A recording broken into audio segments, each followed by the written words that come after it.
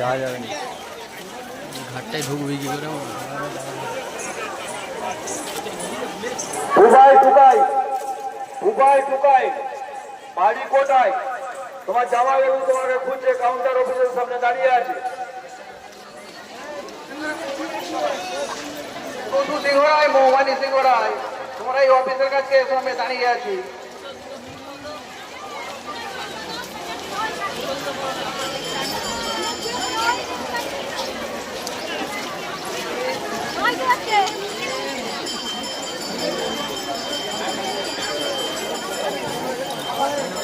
মমতা সামন্ত, মমতা সামন্ত তোমার শাশুড়ি এখানে দাঁড়িয়ে আছে, কাউন্টার অফিসের সামনে এসো।